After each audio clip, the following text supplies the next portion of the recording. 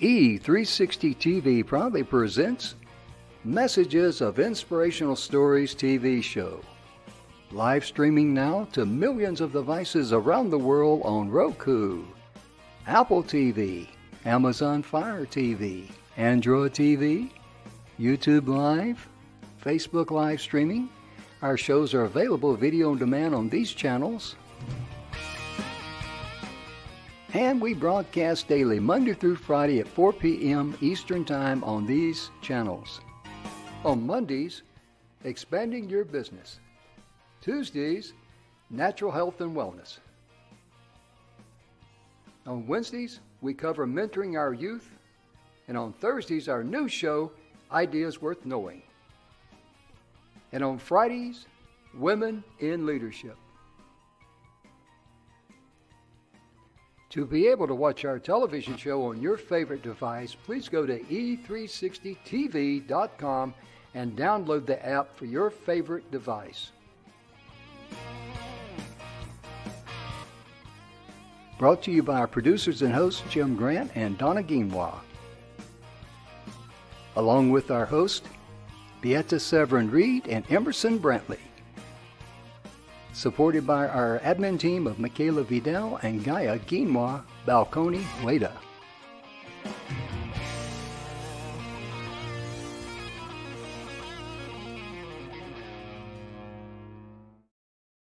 Well, hello, everybody. And welcome. Hello there, Emerson. How you doing today? I'm doing great, Jim. How about you? Doing good, doing good. I just want to welcome everyone out there in TV land to the Messages of Inspirational Stories. Our show is proudly brought to you by the good guys at the 6minutewebinar.com. And Emerson, you and I both are very familiar with that 6-minute webinar. I remember the first time you filled it out, and you got the result. It just really blew your mind. Because in a nutshell, in a nutshell, what it does, when your client or your customer is looking at you, potential client or customer, they want to know one thing and one thing only. And that is, can you help them in their hour of need, whatever it might be? And that 6-minute webinar allows you to be able to have an introduction, a body, a close, and a call to action all within 6 minutes or less. And it's very, very impressive, isn't it, Emerson? Oh, yeah. I've written hundreds of scripts over the years. And to be able, it really methodically goes through and asks you the questions.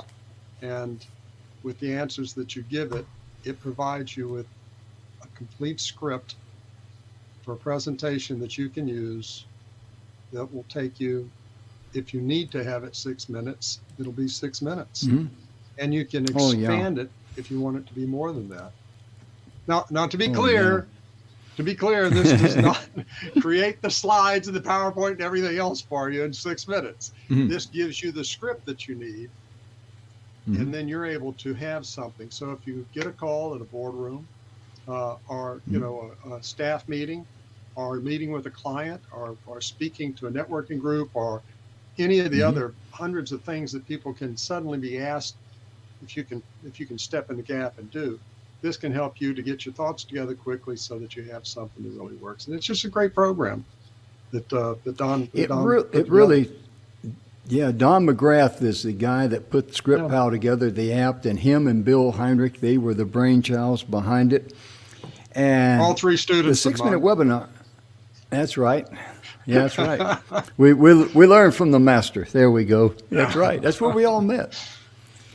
And to give you an example, it's just not for like getting your thoughts together to write a book or deliver a speech or make a sales presentation. You can use it for anything. And back in 2000, is either 2000, 2001, somewhere there, I was invited to speak on a Zoom call, because everybody was locked down. We couldn't breathe unless we were, had a mask on and went out in public. But my point being, I was invited to speak at a webinar in India, and the guest of honor there was a king of Oman. So obviously the first thing I wanted to do was sound intelligent.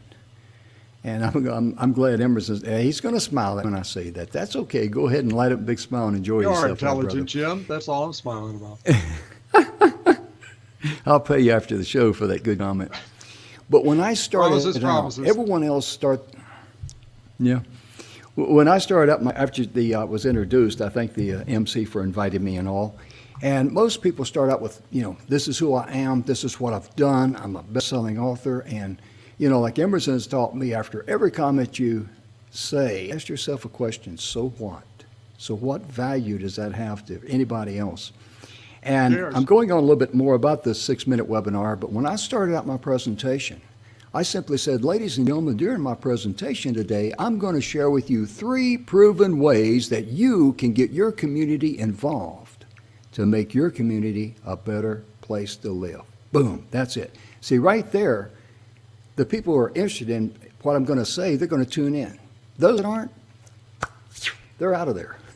And that's one of the good things about marketing, isn't it? That's what you want to have happen. You want the people who are there to be the people that want to hear what you got to say. You bet. And today, Emerson, you know this young lady we've got as a guest today, and I was reading her story and all, and I'm going like, oh my goodness gracious. She is really just a spectacular lady in what she's accomplished in her life, isn't she? She is. And I would even go as far as to say she's an influencer. Yes, sir. Yes, sir. In today's world, that says a lot. There are a lot of people who are pretend influencers because they have TikTok videos or something, but to actually be able to have an impact on people's lives. As many of our viewers know, Jim, many of our Ideas Worth Knowing guests gained their invaluable insights after being forced to adapt to some major life challenges, to reinvent yourself, to come to grips with the new normal, and then to, as the old saying, make lemons out of lemonade, or make lemonade out of lemons, whatever it is. I know what you meant. Our guest today did it in a spectacular way. She was downsized. I'm going to let her tell the whole story. She was downsized from a Fortune 500 company, nice position anybody would want to have. And this live shock motivated her. And she began using her knowledge and her experience to help professionals build their online brands using LinkedIn. Now, we actually met, Jim, through LinkedIn when I co-created a national mastermind group for speakers, and we had over 250 speakers. This is all through COVID, and we met every single week. And there were some great bonds and connections that were made. And real quickly, the people who come in, who try to come in to bring their best to help each other, separate out from the people who come just to get. And that's the difference in a mastermind, is that you're not there to try to get, you're there to try to bring your best. And today, Carol Kimmerer is considered one of the top 6 branding experts to watch. She's a professional member of the National Speakers Association, an advisor to the C-Suite Network, Jim, and a member of the Lead Hership Global Council. Today, she's going to be sharing several key ideas worth knowing from her amazing journey. I'd like everybody to welcome her. Welcome, Carol Kimmerer. Welcome, young lady. How are you there? And then we both are you clicking the button there? All right. I'm going to do it. You going to do it? All right. There we go. I clicked, he clicked. I clicked, he clicked. Hey, we were just so anxious to get you here, Carol. And the thing I want to say about, having guests like you on the Ideas Worth Knowing is that you guys, the guests that we bring on, Emerson brings on and Mike brings on, invites, these folks have got skin in the game. They've got the proof in the pudding. And they didn't just read a book and say, I'm going to, write my own book or whatever. No, these folks, they got some sweat equity in it. So welcome to the show, Carol. We're so glad to have you here. I'm delighted to be here. And I'm looking forward to you telling your story, how you made the shift from consulting with a Fortune 500 company to becoming an executive branding and a LinkedIn expert. Okay, I'd love to tell that story because it starts me out.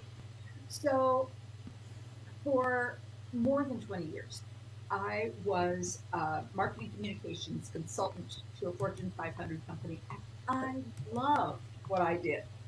I had more work coming from them than I could shake a stick at. And so I made a decision that I would not work for anyone else. Now, that wasn't a decision they asked me to make, but I wanted to bring my whole self, and I wanted to never have a conflict of interest. So I just worked for them, and my work basket was always full. It was fabulous. Um, but in 2011, they had a downturn in the whole industry. And this company did what many companies do, which is they decided to outsource some whole areas. And marketing communications was one of them. I was devastated. I thought, well, I'm done because I had no network outside the company, and no one outside the company knew who I was. Although I was very well known inside the company, but that wasn't the good news. So what I did was I realized that LinkedIn could help me with that network. You know, Carol, I'm going to have to ask you to speak up a little bit or turn your mic up just a little bit. Is that okay? Sure, it's up as high as it goes. Oh, Let's see. okay. There we go. Oh, Yeah. all right. More Where do you about want me to start? No, just keep going. You were doing great. Okay. So no one outside the company knew who I was, and I knew that LinkedIn could absolutely make a difference for me. And it could make a difference in what people knew about me as well. So I began to study it as a subject matter. I would attend every webinar. I would go to every seminar. I was reading. And while I was learning the under the hood part of LinkedIn, I reached out to those people who had hired me for all those years. And you know what they did? They began to send me their friends for my service. Now, that wasn't even what I was looking for. I was looking for a corporate job. But I realized when the universe sends you a job, you should pay attention. And so that's in fact what I did. So that's my how story. My why story is a little different. Would you like to hear that one too? Yeah. Oh yeah, let's hear it. Let's go for it.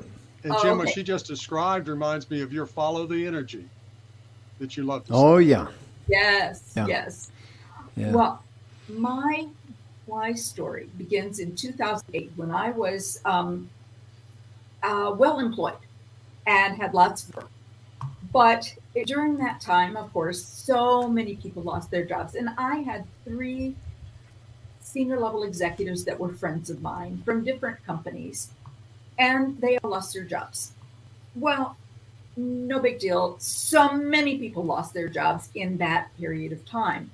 And so about a year later, I saw each of these 3 people in different circumstances at different times. How are you doing? And where did you land? I said.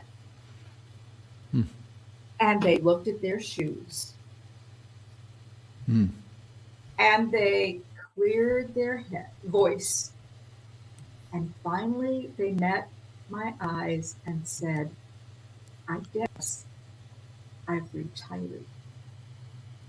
It was a huge blow because these people were, 50 plus, but they were not ready to retire. And many of them had college level students that they needed to put through. And there was no way that they intended to retire. And I couldn't understand until I lost my position in 2011 what made them lose heart? What made them come to the conclusion that they couldn't find another job? And what I determined was they didn't have LinkedIn going for them. They didn't know how to express themselves powerfully online. Maybe they had a profile, but it was just skeletal. And during that period of time, the executive search people had all switched paradigms. They were no longer requesting lots of resumes to come in. No, they were looking online on LinkedIn at people whose profiles were excellent. And that's where they lost out.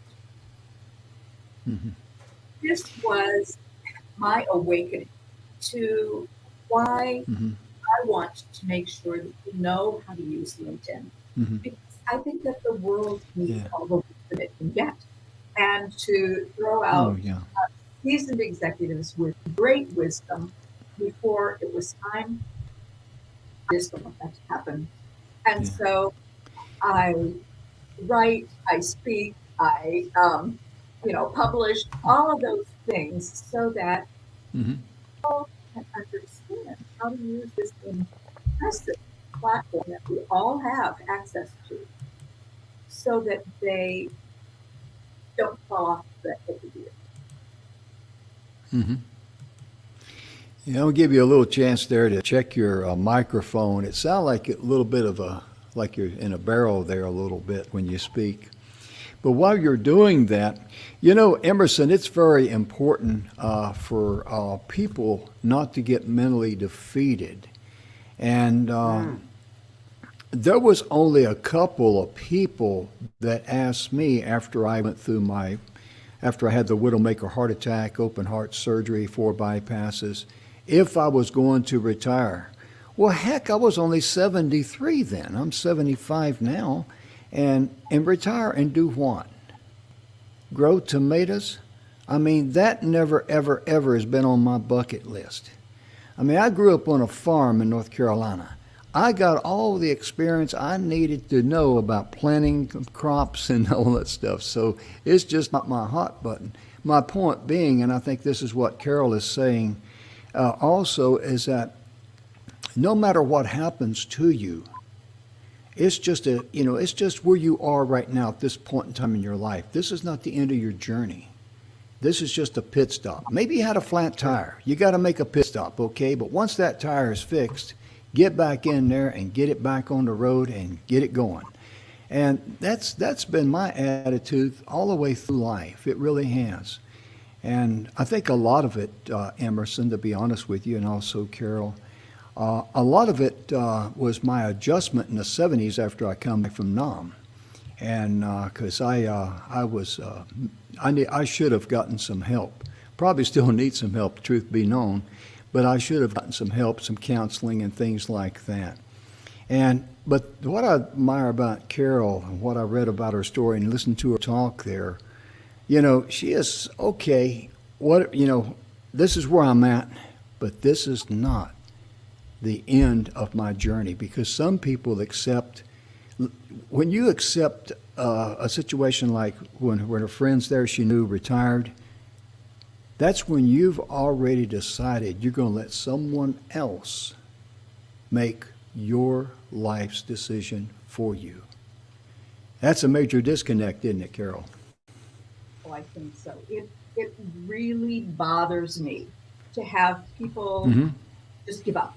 And so I want to provide those tools so that they don't have to just give up. Taking charge. I find that it does take one big thing that you do that makes you be able to take the next step and the next step. And my big thing that I did was to decide that LinkedIn was going to be a springboard for me in some way. I had no idea how it was going to be a springboard for me, but it definitely was. And the addition of that new knowledge, along with all of my other skills in understanding branding, understanding how to write powerfully, how to get one's sound bites out there in the world. That was key. So I'm really pleased to have put that formula together. Oh, yeah. Let me ask you a quick question. What are some of the biggest mistakes? What is one of the biggest mistakes people can make on LinkedIn, or they assume it's going to be something in this area here? Because we all go into places like that and we think, well, this is the way it's going to work, and it doesn't work. So we get confused, we quit. So I'm going to let you take it from there. Okay. So I think the biggest reason that people have a poor profile is that they think it doesn't matter. They think that LinkedIn is just there and nobody's really going to look at it because they're not active, right? The deal is LinkedIn is your digital doppelganger. It is your digital ambassador 24/7 across the world, and people are looking. So the mistake is not paying attention to it. So some signs that people have not taken LinkedIn seriously are they have a terrible headshot. The kind that someone took of them when they were all dressed up at a wedding, and 20 years ago. somebody's arm is on their shoulder and the person is cut off. Or, they just took out their phone, took a quick picture and put it up there. It doesn't play well against all of the professional pictures that people are displaying on LinkedIn. So, it just shows a sense of, this is not important. I'm bigger than this. So why play this game? Other things that people fail to do when they think it's not worthy, they fail to use a banner image that's a great big real estate behind the picture, behind your headshot. And that can really help convey your personal brand powerfully. And it's a mistake not to use that space to communicate what people are going to find when they look on your profile. Another big mistake is to go with the default headline. The headline is the area right under your name that says what you do. And LinkedIn will autofill that for you with your current job title. But oh my, they've also given us 220 characters, which is a lot of characters, to talk about how we add value. So you could go with your current job title and then the 3 things you want to be known for, or the 3 experiences that people have when they engage you. What are the results that you provide? You can really put that out. So it goes on and on. If you haven't paid attention, you've got a minuscule about section or none at all. And that means that you'll never rank well on a keyword search. That's really amazing. I like that what you say, because we were putting on an event, Don McGrath and I was, and this individual contacted me, and very first question out of his mouth was, what do you pay speakers? I mean, I didn't know him from Adam. And I just go like, well, it's kind of an odd way to start a conversation. And I just told him, I said, I got to be upfront with you. I don't even know who you are. And he was kind of taken back about it. And then I went to his Facebook page, LinkedIn page. There wasn't one single photograph, nothing of him being on the stage. Yeah. And he asked me first question, I wish I was making this up, but I'm not. First question, what do you pay your speakers? Just kind of like, okay, That's not the best way to approach somebody. I guess he just wanted to get right to the point. But needless to say, that conversation didn't go very far. No. Well, You know what I you told gave- him, Emerson? What? Emerson, you know what I told him? Because you know me and my sense of humor or lack of sense. I told him, I sense said, of well, humor? right now, yeah, well, I thought it could be. Some people think it is. You and I know it's a little bit of a lack of sense, but you know. I just told him, I said, well, right now we're a little financially embarrassed.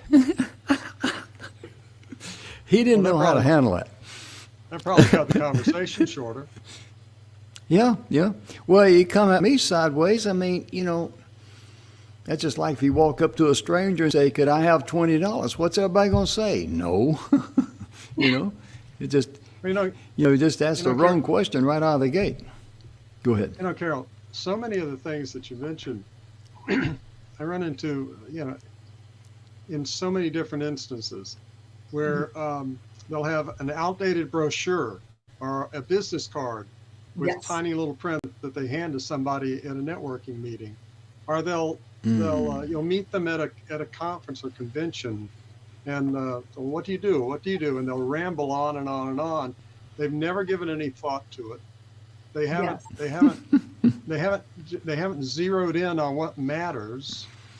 And an example that I use a lot in that particular one for our viewers, I've been to hundreds and hundreds and hundreds of events over the years, and I used to have a fun thing that I would say on the stage how many of you have ever met a life coach?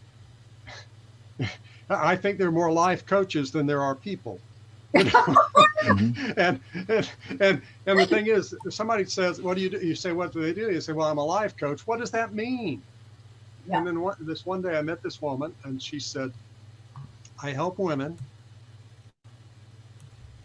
age 50 and above who've been divorced for at least 2 years answer the question, what next?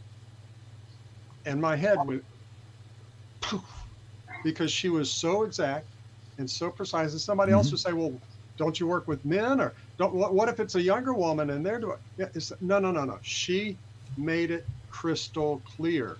And when you've got just a limited number of characters and you have a limited space, and people are, especially online, people are going from one to another to another to another, or they're clicking the people that they see in your list, or the groups that you're part of, or think, to be able to zero in, get that information out in a really quick time manner is powerful and important.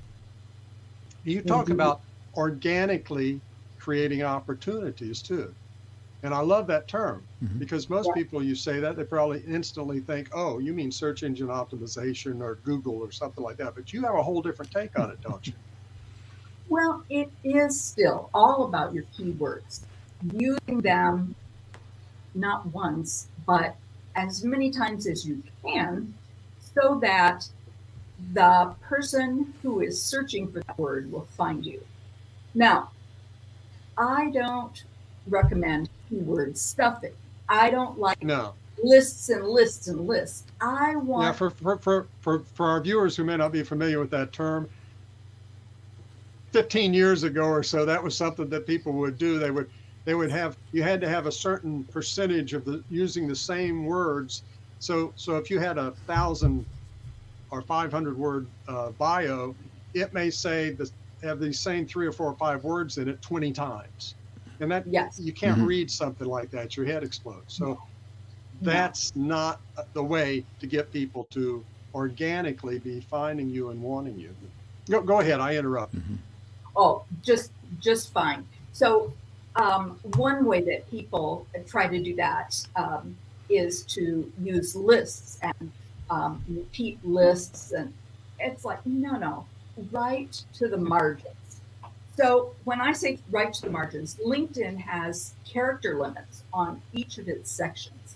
And when I am working with a client on a maximized executive profile, I know what the character count for each section is so that I can tell their story as as broadly as I can, and I'm using their keywords. So I'm not really counting, I am writing from the heart, but I know that when I am channeling them and their passion, that those keywords will be in my text lots of times. There are also optional sections that I always invoke. I say, okay, do we have publications? Do we have courses? Do we have honors and awards? Do we have patents? All of these things use keywords, and it is a natural way to emphasize that. Also, do you have recommendations? The recommendations should amplify that as well. One of the things that I've noticed about LinkedIn and any type of social media, someone wants to contact you, and then immediately they go right into what they do, what they sell. And Carol, I like what you said there in your documentation, and it's something that we say all the time. People want to know you, like you, and trust you before they, before they do even consider doing business with you, even think of it. Yes, And that's why that is so important. it is. That's why I emphasize both your headline, which is the section under your name, and also your out section, which should be all about you.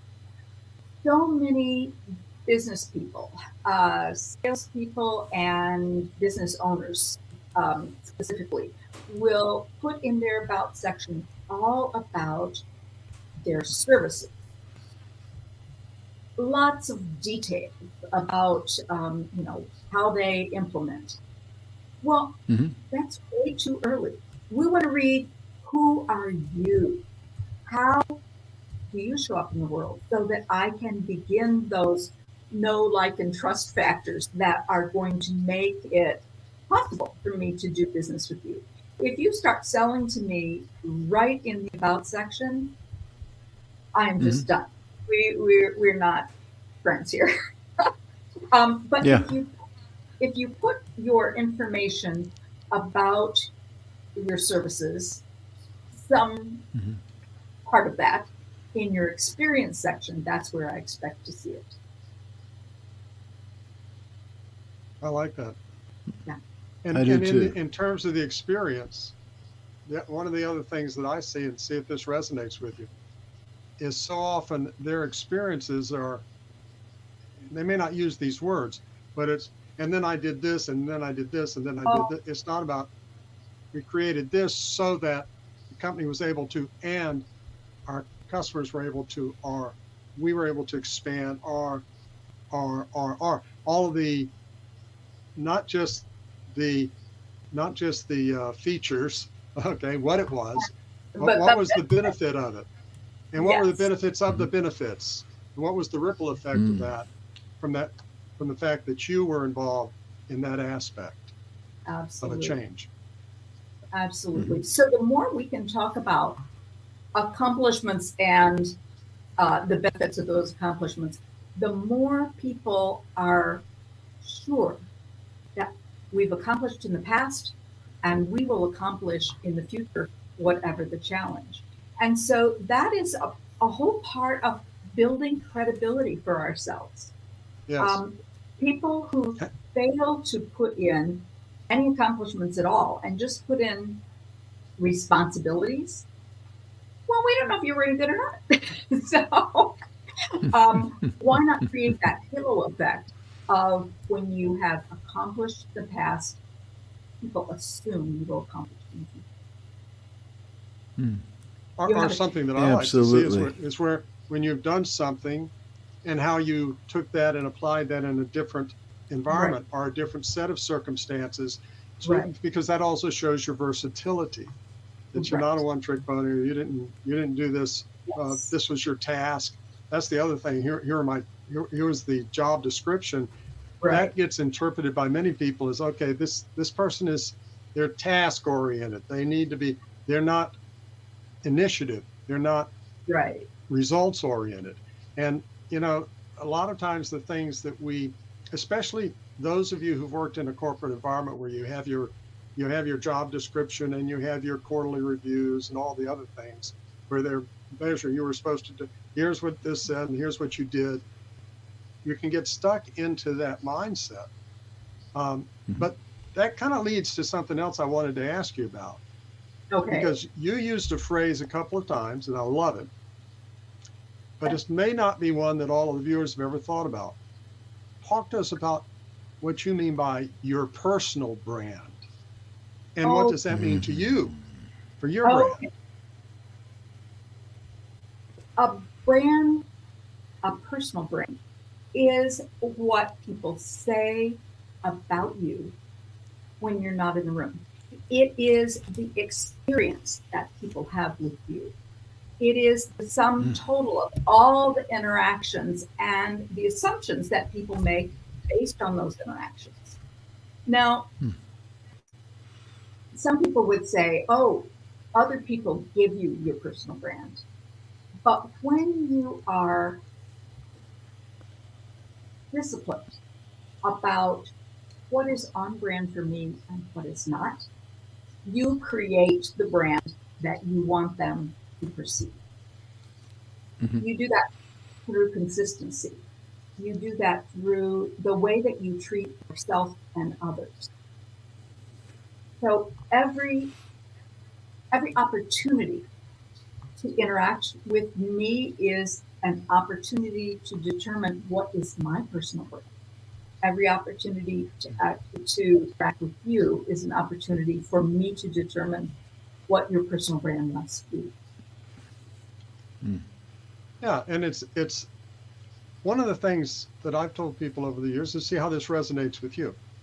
Either you create that brand for yourself, Yes, or your market will create it for you. that's correct. What you mean to them may not be what you want to be meaning, especially to new prospects or to people who've never met you before. And that's it's a work. There's work involved. There's an effort involved. It's not about creating a jingle or getting going to Fiverr and getting somebody to create a logo for $20, or picking out the colors that say what you are. It's really about thinking through that process.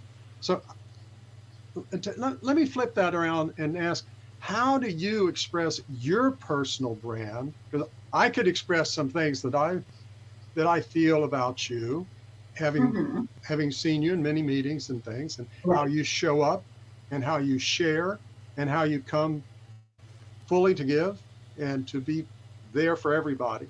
But how do you express your personal brand on LinkedIn and elsewhere, if you want to hit on those areas? So I would say that I have a couple of things that I want people to know about me. I want them to know that quality matters to me, and that when I produce something, it is of the highest quality I'm capable of producing. So that translates to the articles that I publish and the work that I do with senior executives on their profiles. I want people to know that I am knowledgeable, that I use the latest research, that I'm up on trends that affect them, and that I'm plugged in to the world of work. And I want them to know that I am kind. And I use that as a way to interact with people online and to affirm what they said and think. So, if I were not a professional, here's a really simple way that I like to express brand. think of 3 words that are going to be your hallmark words. And one of my hallmark words is kind. If I get impatient at what's happening in the line in front of me because the customer is, causing a backup, I say, that's not very kind. Let's breathe again and think about how to experience this with kindness. And, after the cashier is done with the difficult customer, I usually say to her, that must have been very stressful for you. Breathe. And now, I have the perfect basket for you to bring up. And we diffuse that moment of, she knows that the cashier knows that the line has been backing up, and she's nervous and she's distressed.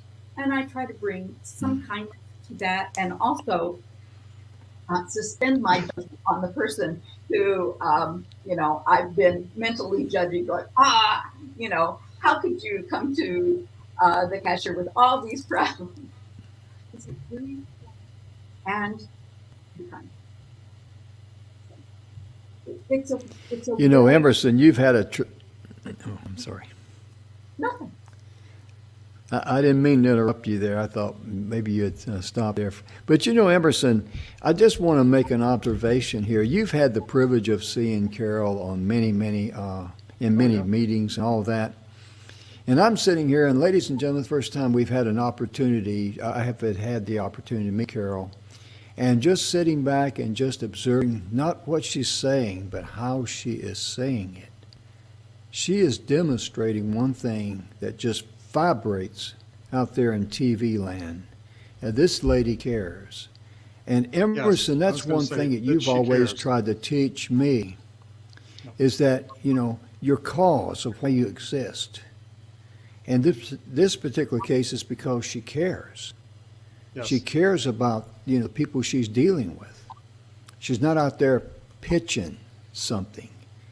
And I just wanted to share that with you, because I just sat back and just, observed your body language and, just how passionate you are about what you do. And it just, it's one thing I love about live TV, and that is when the energy starts vibrating out there, it just really, it's exciting. It really is.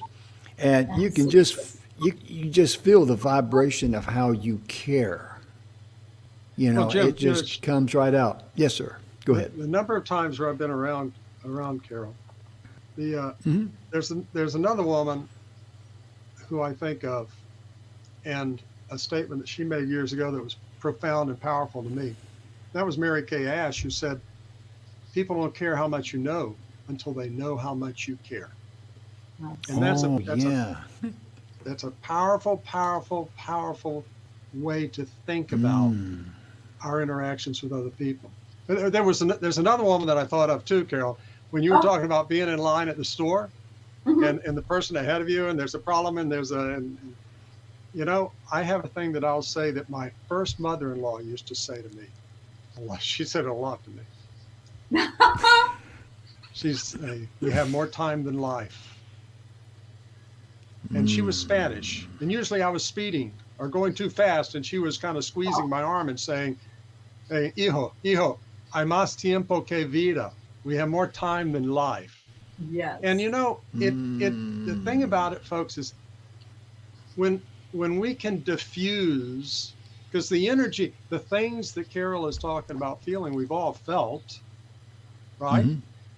But so there are other people in that line who are going, "Oh man, why does this, get out of the way? Come on, can't she go a little fast?" When you're able to say something like that in that kind of environment with a client, not just a grocery line, when people are getting frustrated because of some other issue, when you have something like that you can say, it diffuses that energy, and it helps people to step back not just for yourself, but it helps the people Mhm. around you step back. So I thought that was a beautiful example that you gave. I really did. Thank Oh, you. yeah. Mhm. And Jim, It's you one just of those validated everything she said. Yeah. resonates with all. Yes. Everybody's Oh, hearing that. yeah.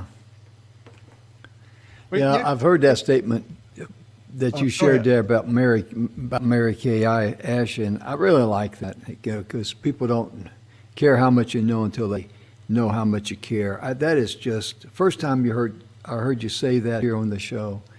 It just really made an impression on me, because that is just hitting a nail on the head. It is. Absolutely. And It is. that's one thing that separates, your brand above someone else's out there is just trying to, get attention by, however means. Right. It's not the quantity there. You're looking for the quality. And, You talked about the LinkedIn platform. Yes. I'm sorry, Jim. Go ahead. I'm thinking. no. I'm thinking- My two Let's brain get back cells to are LinkedIn vibrating platform. fast on this one. But You talked got about him the LinkedIn excited there, profile. Carol. Yeah. Yes, you have. And Yeah. I'd like to know other things that you'd like us to know about it, but and I also want to get to a place where you can tell everybody about your book, okay, and why you wrote it. Oh, yeah. It's Mhm. your profile and other things about the LinkedIn platform beyond just sales or prospecting or things like that. Would you kind of talk about those things a little bit? So I believe that LinkedIn is all about relationships. And Oh, yes. we can have incredible relationships with people we're never likely to meet in person. Yes. Some of Mhm. my dearest supporters are from Europe, from Australia. It's not like I'll never go to those places, but the chance of us getting together anytime soon is very small. But we can hold positive regard for each other and show that through the LinkedIn feed.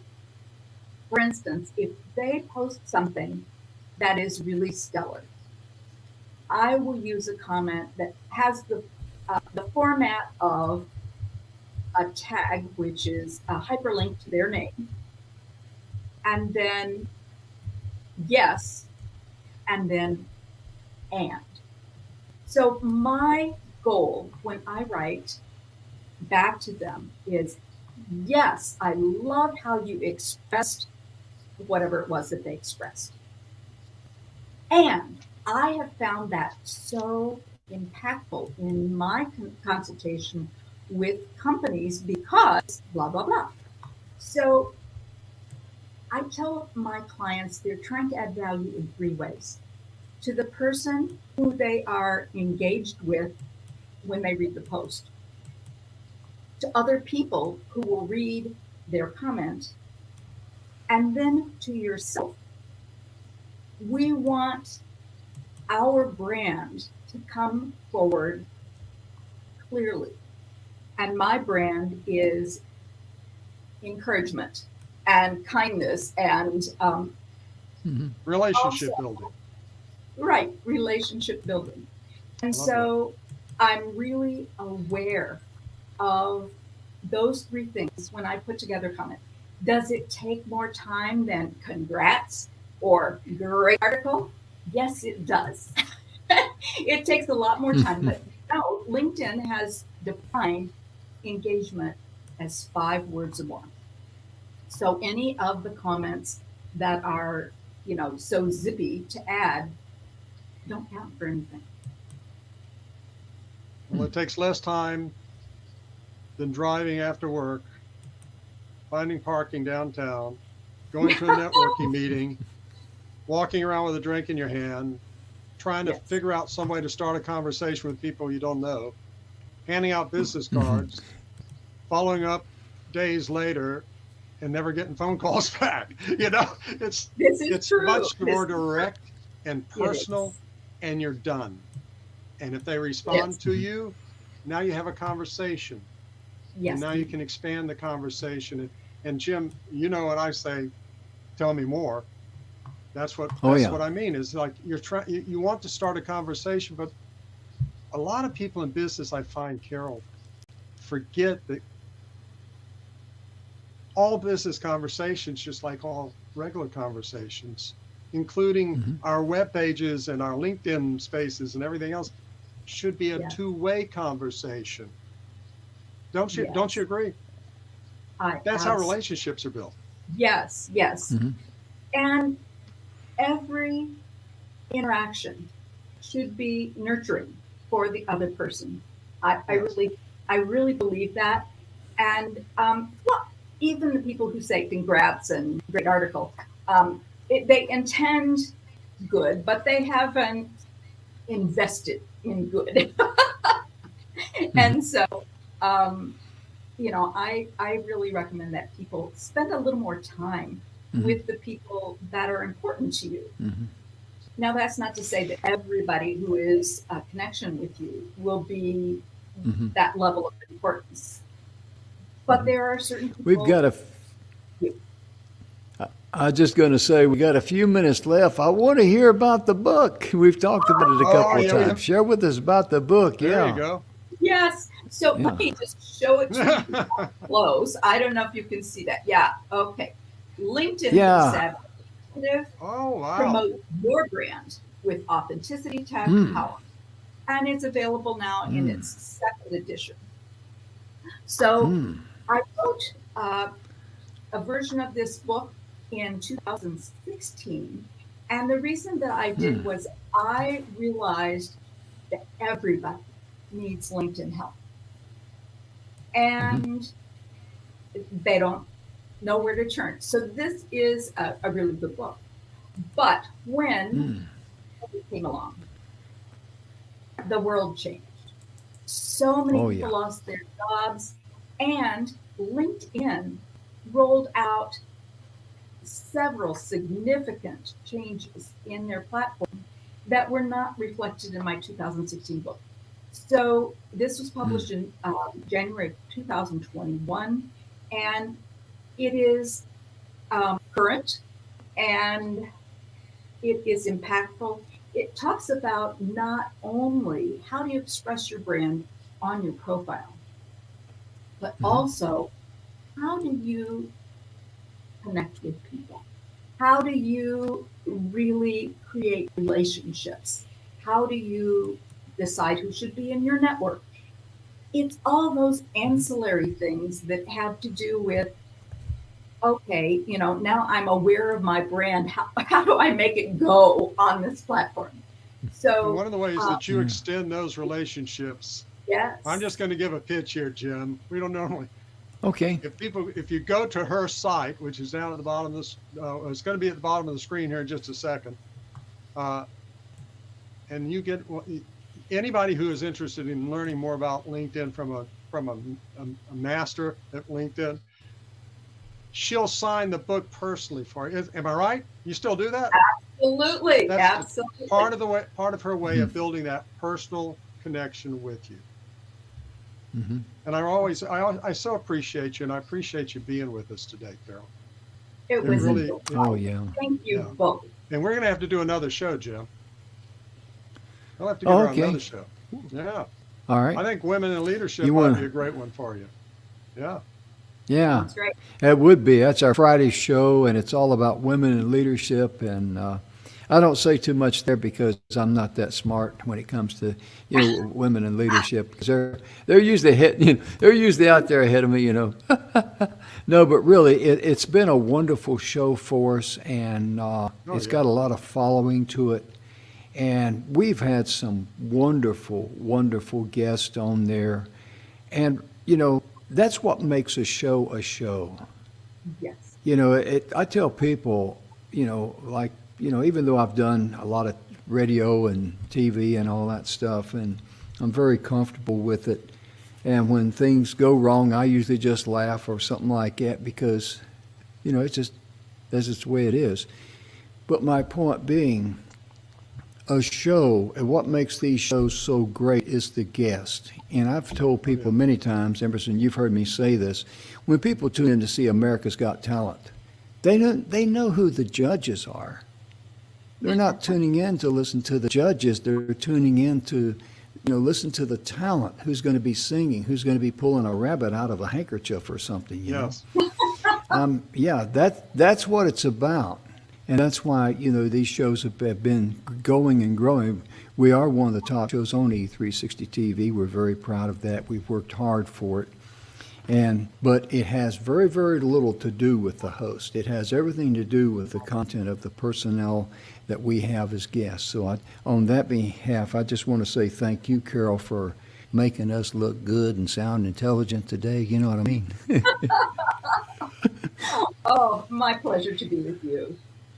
Mm-hmm. Yeah. And we'll get back with you. We'd like to get you on one of our other shows, Friday show, Women in Leadership, or even a Monday show, expanding your business, because a lot of people are looking for good advice. That would be there. a good one too. Yeah. Absolutely. Yeah, No sure kidding. would be. Yeah. Thanks so much. Lovely. And Jim? be sure and visit Carol there at her website there. You There see you on go. the marquee there. And ladies and gentlemen, on behalf of Carol and Emerson and myself, thank you so very much for tuning in today, because we really appreciate and respect the fact that you could have been watching any other show. And saying that from our heart to you, we sincerely hope that you and your loved ones are healthy, happy, and blessed in all areas of your life. And thank you again for tuning in. We'll be back tomorrow with Women in Leadership. So you guys have a good day and take care of yourself. Bye-bye.